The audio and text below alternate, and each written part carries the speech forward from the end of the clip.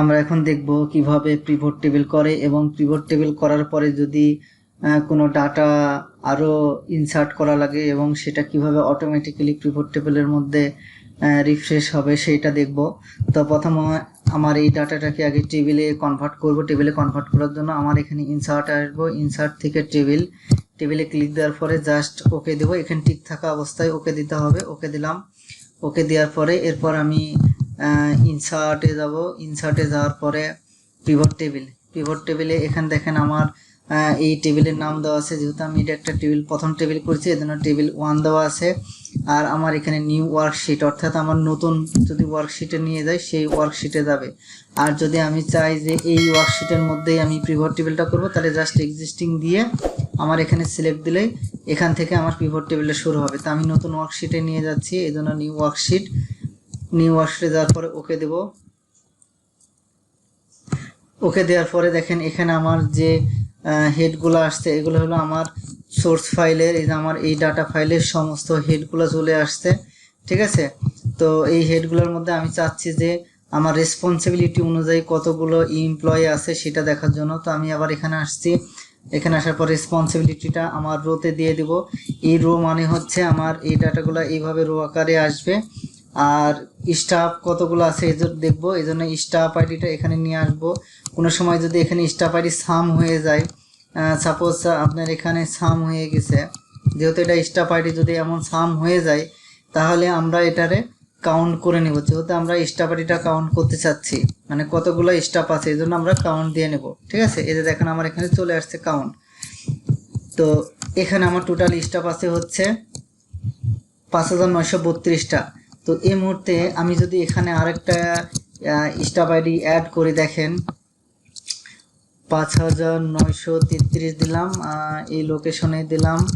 তারপরে এখানে একটা স্টাফ আইডি দিলাম, একটা নাম দিলাম মিস্টার এক্স, তারপরে এখানে এটা দিয়ে দিলাম। এখন দেখেন আমি আমার পিভট টেবিলে আসি, দেখেন এখানে 5932টা দেখাচ্ছে, কিন্তু আমার এখানে টোটাল স্টাফ আছে হচ্ছে 5933টা। ওই নিচে যে সবার শেষে একটা যোগ করেছে এটা অটোমেটিক্যালি পিভট টেবিলে আসে নাই।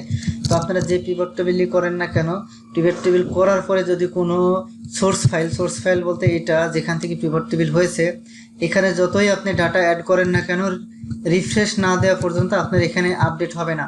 তো এই রিফ্রেশ করার জন্য আমরা এই পিভট টেবিলের উপর রাইট বাটন ক্লিক দিয়ে এখান থেকেও রিফ্রেশ করতে পারি, তাহলে শুধুমাত্র এই পিভট টেবিলটা রিফ্রেশ হবে। আর যদি এখানে আরও পিভট টেবিল থাকে, দেখা যাচ্ছে একটা ওয়ার্কশিটে একাধিক পিভট টেবিল থাকতে পারে, তো যেটার উপরে ক্লিক দিবেন সেটাই শুধু রিফ্রেশ হবে। এখন আপনি যদি চান যে এখানে যতগুলো পিভট টেবিল আছে সবগুলো একসাথে করব, সের জন্য আপনাকে যেতে হবে ডাটাতে যেতে হবে। ডাটাতে যাওয়ার পরে এই যে রিফ্রেশ, এখানে একটা আছে রিফ্রেশ অল, অর্থাৎ এই রিফ্রেশ অল দিবেন যখন, তখন আপনার এখানে যতগুলো পিভট টেবিল আছে সবগুলো একসাথে রিফ্রেশ হয়ে যাবে। আর শুধু রিফ্রেশ যদি দেন তাহলে যেখানে সিলেক্ট আছে যে পিভট টেবিলটা, শুধু সেই পিভট টেবিলটা রিফ্রেশ হবে। আর এখানে শর্টকাটটা হলো কন্ট্রোল অল্টার F5, এটা হলো রিফ্রেশ অল শর্টকাট। আর শুধু শর্টকাটের ইয়েটা হলো অল্টার F5 দিলে আমার শুধুমাত্র এই টেবিলটাই রিফ্রেশ হবে। তো আমরা এখান থেকে সবসময় চেষ্টা করব অল রিফ্রেশ দেওয়ার জন্য। রিফ্রেশ অল দিয়ে দিলাম। এবার নিচের দিকে আসি, দেখেন আমার এখানে 5933টা চলে আসছে। ঠিক আছে, আমি যদি আবার একটা ডাটা ইনসার্ট করি, সাপোজ এখানে একটা সিরিয়াল নাম্বার দিলাম, এখানে নাম দিলাম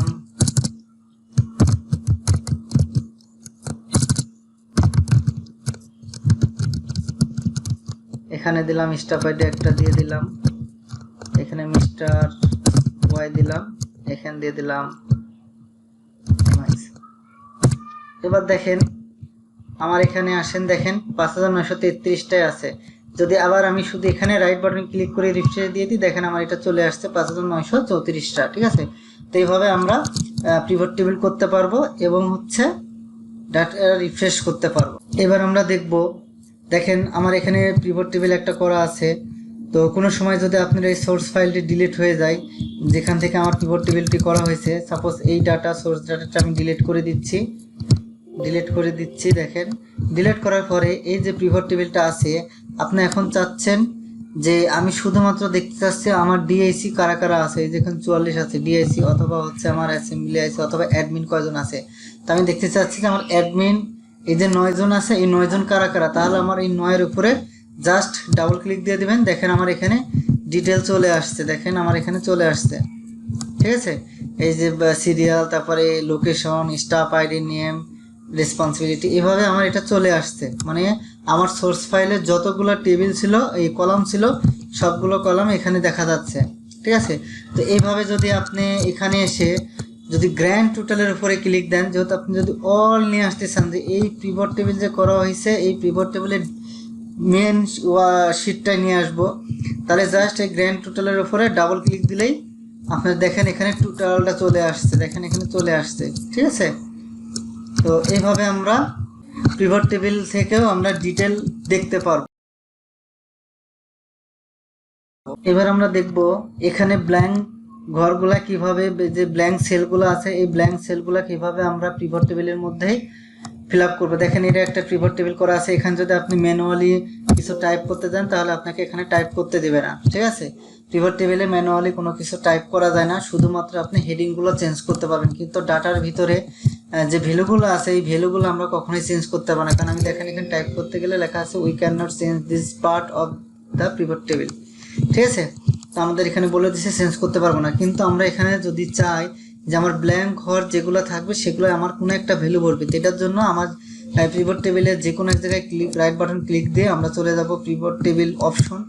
পিভট টেবিল অপশন থেকে দেখেন এখানে ফরম্যাট থেকে এখানে লেখা আছে ফর এমটি সেল শো, অর্থাৎ আমার এখানে যে সেলগুলার এমটি আছে, এখানে কি হবে যদি আমি এখানে কোনো কিছু একটা শব্দ লিখে, যদি লিখি যে নট ফাউন্ড, ঠিক আছে। এই যে নট ফাউন্ডটা লিখছি, এই নট ফাউন্ড দিলে আমার এই যতগুলো ব্ল্যাঙ্ক যে ঘরগুলো সেলগুলো ছিল সবগুলোই আমার নট ফাউন্ড লেখা চলে আসছে। আর যদি আমি এখানে চাই যে জিরো বসাই দিব, তাহলে জাস্ট আমার এখানে এসে জিরো দিয়ে দিলে আমার এটা জিরো হয়ে যাবে। দেখেন যে ব্ল্যাঙ্ক সেলগুলো ছিল এগুলো আমার সবগুলো জিরো হয়ে গেছে, ঠিক আছে। তো এইভাবে আমরা পিভট টেবিলের ব্ল্যাঙ্ক সেলগুলো জিরো বসাই দিতে পারবো। আমরা এখন দেখব পিভট টেবিলের লেআউট কিভাবে চেঞ্জ করে। দেখেন আমার এখানে একটা পিভট টেবিল করা আছে, এখানে দেওয়া আছে লোকেশন, লোকেশনের আন্ডারে দেওয়া আছে আমার রেসপন্সিবিলিটি, এবং এই রেসপন্সিবিলিটি অনুযায়ী কতগুলো স্টাফ সেটা দেওয়া আছে। এখানে একটা লোকেশন, তার আন্ডারে কোন রেসপন্সিবিলিটি আছে এবং তারা কতজন আছে এটা এখানে আছে। তো আমি এটা যদি চাই যে এই লোকেশনটা আমার বাম পাশ দিয়ে আসবে আর তার ডান পাশ দিয়ে আসবে রেসপন্সিবিলিটি, এটা করার জন্য আমার পিভট টেবিল সিলেক্ট থাকা অবস্থায় আমি চলে যাব পিভট টেবিল অ্যানালাইজ থেকে এখানে অপশনে ক্লিক দেবো, অথবা এই অ্যারো চিহ্নতে ক্লিক দিয়ে অপশনে যাব। অপশনে যাওয়ার পরে ডিসপ্লে থেকে এখানে ক্লাসিক পিভট টেবিল লেআউট এটা ক্লিক দিয়ে দেবো, দেওয়ার পরে ওকে দিয়ে দেবো। দেখেন আমার এটা এইভাবে চলে আসছে, ঠিক আছে। তো আমি যদি এখন চাই যে এই লোকেশনটা আমার এই ব্ল্যাঙ্ক সেলগুলোতে রিপিট হবে, ঠিক আছে, এই ব্ল্যাঙ্ক সেলগুলোতে রিপিট হবে, এটা রিপিট করার জন্য আমার আবার ডিজাইনে যেতে হবে। ডিজাইন থেকে রিপোর্ট লেআউট থেকে এখানে দেখেন একটা অপশন আছে report all item level. So আমি যখন এখানে ক্লিক দিয়ে দেবো, দেখেন আমার এখানে চলে আসছে, বাম পাশে আমার লোকেশন চলে আসছে আর ডান পাশে দিয়ে রেসপন্সিবিলিটি এভাবে চলে আসছে। তো আমি যদি আবার এখন চাই যে আমার এখানে গ্র্যান্ড টোটালটা কিভাবে রিমুভ করতে চাই, দেখেন আমার নিচের দিকে একবারে গ্র্যান্ড টোটাল আছে। আমি যদি চাই যে গ্র্যান্ড টোটালটা রিমুভ করব, তাহলে আমার আবার ডিজাইনে আসতে হবে। ডিজাইন থেকে আমার এই যে দেখেন রোতে অফ দিয়ে দিচ্ছে, দেখেন আমার এখানে গ্র্যান্ড টোটালটা রিমুভ হয়ে গেছে, ঠিক আছে।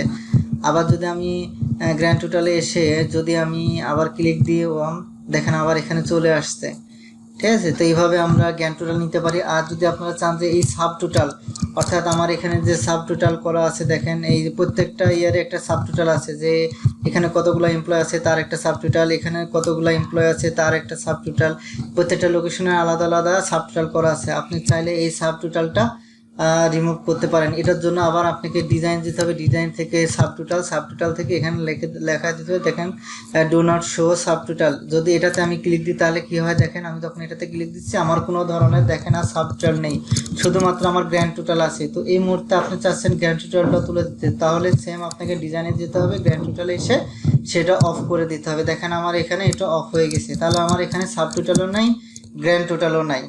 আমরা এখন দেখব পিভট টেবিলে কিভাবে ডাটা শর্ট করতে হয়। তো এটার জন্য আমরা একটা পিভট টেবিল করব। এর জন্য ইনসার্ট থেকে পিভট টেবিল, ওকে দেওয়ার পর এখান থেকে ভেহিকেল টাইপ, এখান থেকে ভেহিকেল কোয়ান্টিটি, এই কোয়ান্টিটি কত টাকা অ্যামাউন্ট সেটা আসছে। এখন আমি যদি এখানে চাই যে আমি আমার হচ্ছে এই এটা এ টু জেড হবে, আমার এখানে যে ভিকেলের টাইপগুলো আছে সেটা এ টু জেড হবে। তো এটার জন্য আমার ডিফল্ট হিসাবে জাস্ট এই ফিল্টারের উপর এখানে ক্লিক দিয়ে দেখেন এখানে এ টু জেড দিলে এ টু জেড অবস্থাতে আছে। এখন যদি আমি জেড টু এ দিই তাহলে আমার এখানে জেড টু এভাবে আমার এটা শর্টিং হচ্ছে। তো আমি যদি এটা চাচ্ছি যে আমার কোয়ান্টিটিটা শর্ট হবে, আমি চাচ্ছি ছোট থেকে বড় হবে বা বড় থেকে ছোট হবে, অথবা অ্যামাউন্টটা ছোট থেকে বড়, বড় থেকে ছোট, এটা যদি চাই তাহলে এটার জন্য আমার এখানে ডিফল্ট থেকে আসলে হবে না। ঠিক আছে, এখানে ডিফল্ট থেকে করলে দেখেন এখানে হচ্ছে না। তো এটা করার জন্য আমাকে যেতে হবে মোর শর্ট অপশন। এখান থেকে আমরা যদি অ্যাসেন্ডিং করতে চাই তাহলে অ্যাসেন্ডিং মানে হচ্ছে ছোট থেকে বড়। তো অ্যাসেন্ডিং আমি কার উপরে করব, দেখেন আমার এখানে 3টা কলাম আসছে, যেহেতু আমার এখানে 3টা কলাম আছে এই জন্য ওই 3টা কলামে নেম আসছে। তো আমি চাচ্ছি প্রথমে যে আমাদের যেহেতু এখানে ভিকেল টাইপটা ডিফল্ট হিসাবে আমরা পারি, তো আমরা এটা করব না, আমরা চাচ্ছি যে টিপ কোয়ান্টিটি এটা হলো যেন আমার অ্যাসেন্ডিং হয়, অর্থাৎ ছোট থেকে বড় হয়। এটার জন্য ওকে দিয়ে দেবো। ওকে দিয়ে দিলে দেখেন এখানে আমার ছোট থেকে বড় এভাবে পর্যায়ক্রমে চলে আসছে।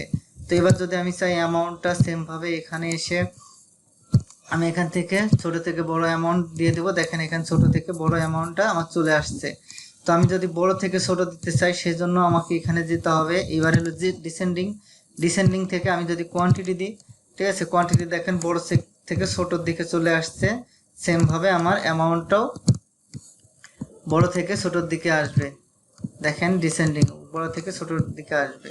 আমরা এভাবেও শর্ট করতে পারবো, এখান থেকে তো করতে পারবো। আমরা চাইলে আরো সহজভাবে করতে পারি। যেমন যদি আমি কোয়ান্টিটির উপর রাইট বাটন ক্লিক দিয়ে যে কলামটা আমি শর্ট করতে চাই সেই শর্টের উপর ক্লিক দিয়ে এখান থেকে রাইট বাটন ক্লিক দিয়ে দেখেন এখানে small to large, large to small, তো আমি স্মল টু লার্জ দিলাম, দেখেন আমার স্মল টু লার্জ হচ্ছে। ঠিক আছে, তো তারপর আমি এখান থেকেও যদি এই অ্যামাউন্টটা করতে চাই যে লার্জ টু স্মল, দেখেন লার্জ টু স্মল হচ্ছে।